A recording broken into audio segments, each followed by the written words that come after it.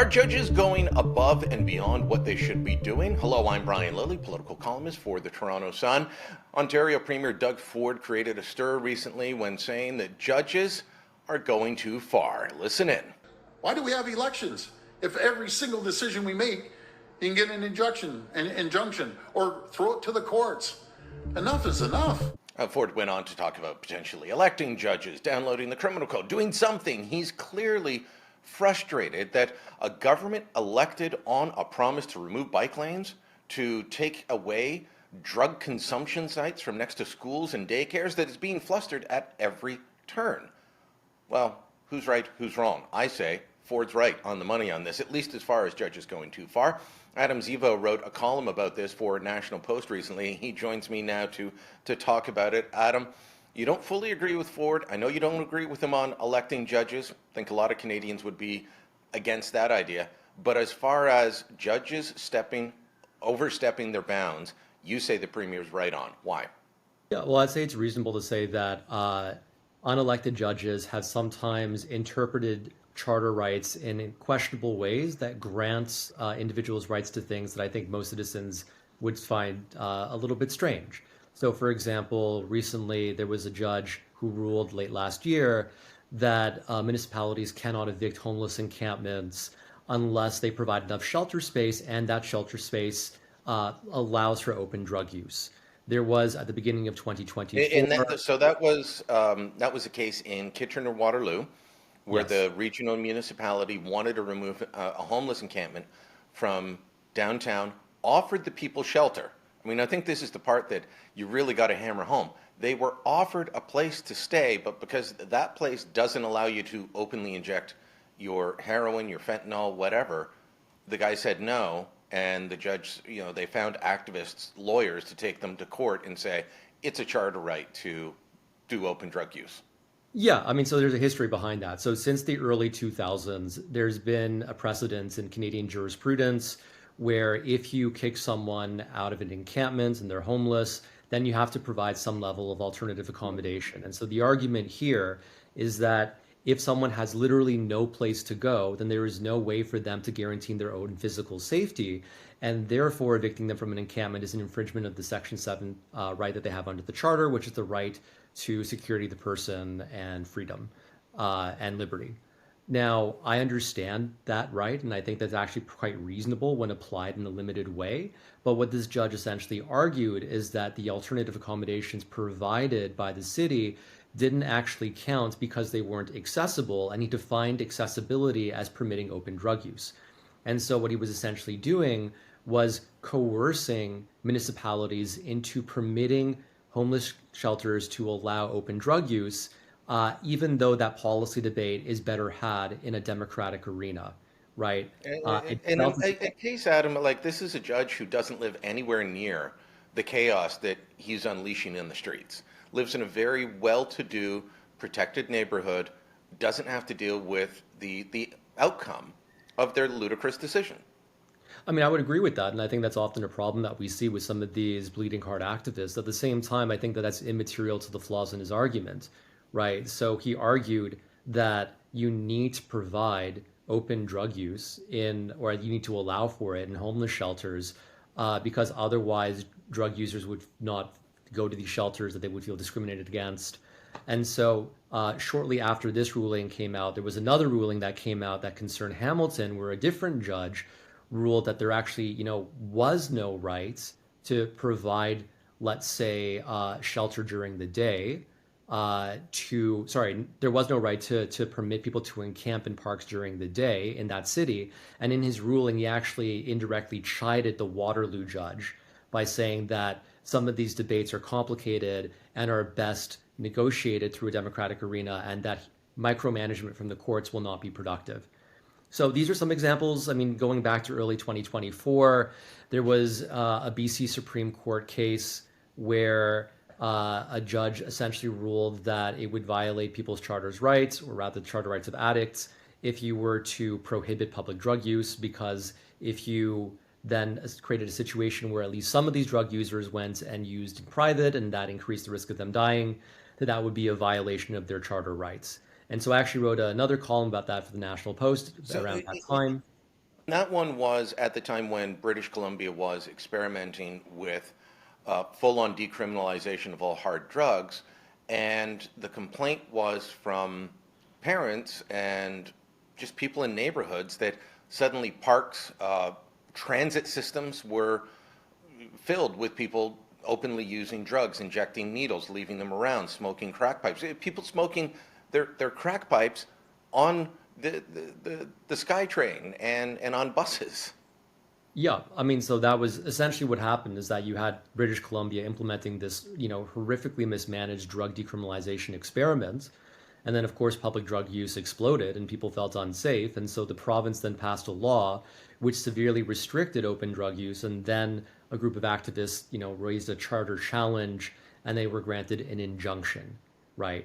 Now, what I want to stress is that if you do grant an injunction against a law, essentially a judge has to go through a three-step process, right? So for a temporary injunction. So first of all, they have to see, is this a serious issue at play? Second, they have to see, is there evidence that, the plaintiff is experiencing irreparable harm?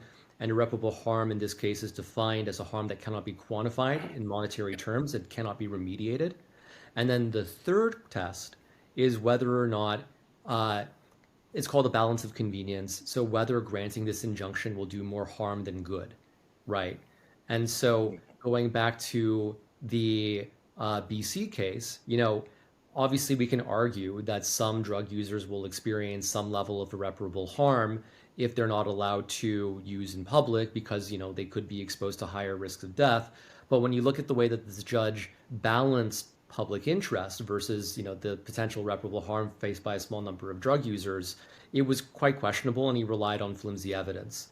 Now, this question about how we balance out, convenience, that's something that came up quite a bit in a more recent case where a judge ruled that it might be unconstitutional to remove bike lanes. Let's bring it back to those two Ontario cases, the drug consumption sites and the bike lanes. These are two things that the Ford government just won an election on. I'm not saying that bike lanes was the defining issue of the election, not by far. But in the electoral districts where these bike lanes were, they were a major local issue. And they were heavily debated. The public voted, the government won, the government passed legislation through a duly elected legislature, and suddenly there's a charter right to have bike lanes?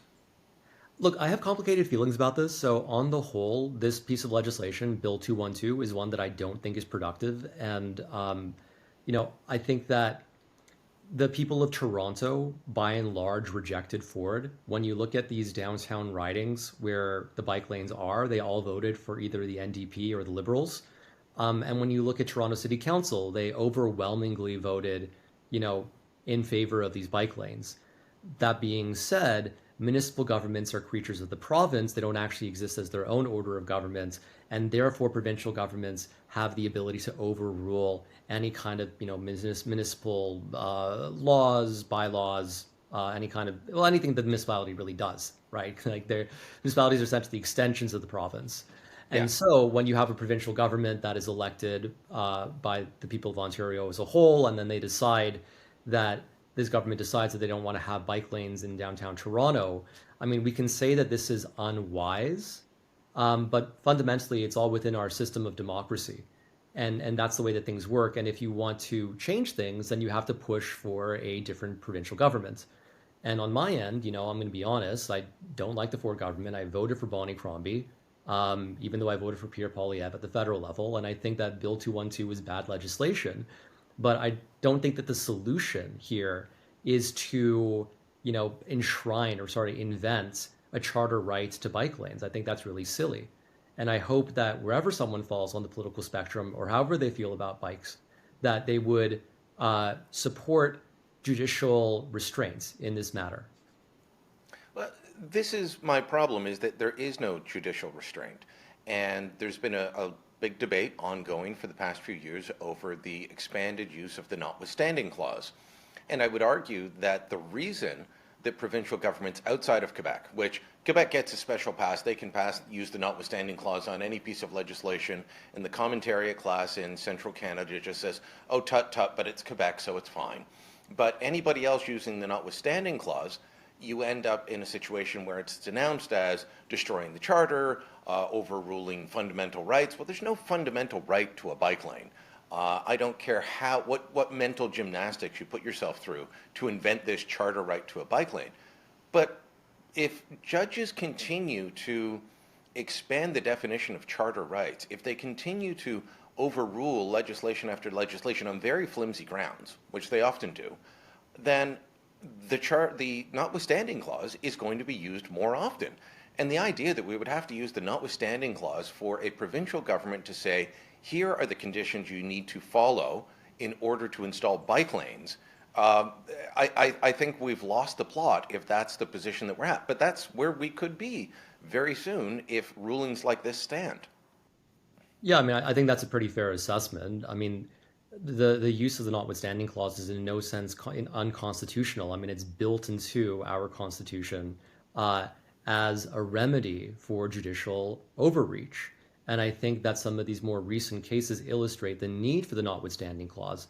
And I'd actually like to go a bit more into that bike lane case because I thought it was quite interesting. And there are certain elements about it that are not really well understood, but illustrate how judges can use questionable practices to push for policy agendas that are not supported by the public or which is not their place to push. So initially, I mean, this lawsuit went to an Ontario Superior Court judge by the name of Stephen Firestone, right? And Firestone did a preliminary assessment of the situation and denied a temporary injunction against the removal of the bike lanes because when it came to the balance of convenience stage, he said that it wasn't really clear that that this would ultimately benefit the public. You know, he argued that although some cyclists may experience irreparable harm, that number seemed to be quite small because cycling is a mode of transportation which is often a voluntary choice for many people. And he also argued that, I mean, Toronto is a complicated entity that has many different forms of transportation, many different competing needs. So you can't really clearly argue that that bikes should be preferred over, for example, cars.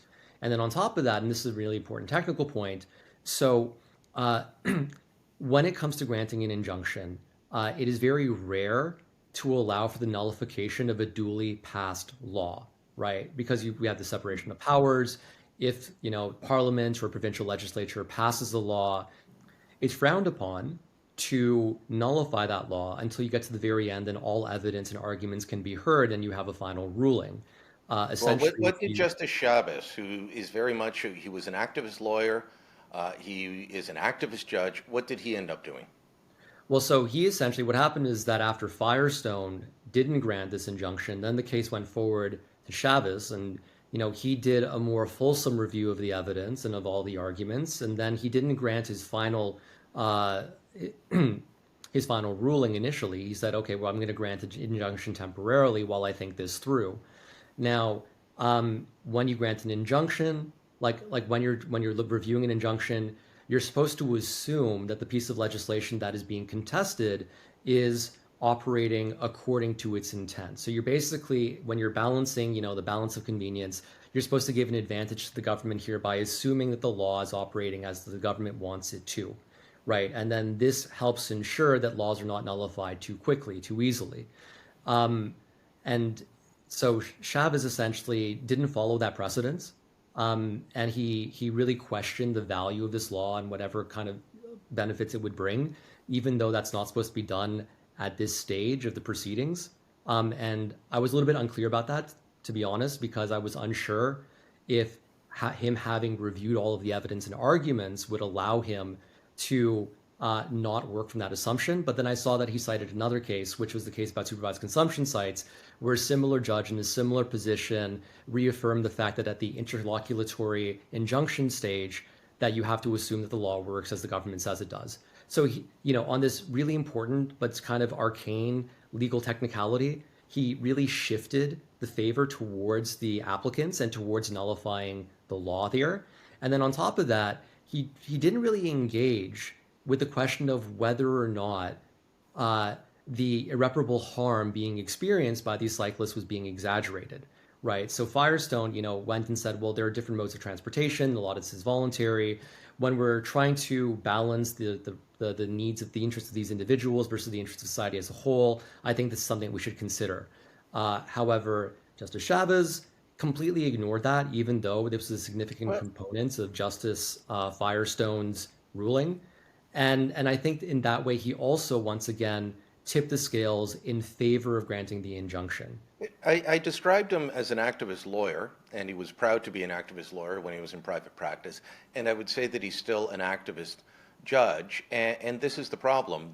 We like to pretend that our judicial system is pure from politics and that everyone is just, put on there because they're the greatest lawyer or the greatest judge or whatever. No, people have political viewpoints. And my problem here is I think the judge is trying to use the courts to support his political viewpoint rather than using the ballot box. Adam, we'll put it to the viewers. We'll see what they have to say, but I do recommend that everyone read Adam's column at National Post on this, and we'll talk again soon. Let me know what you think. Drop a comment down below. Share this on social media, and don't forget to subscribe to our channel.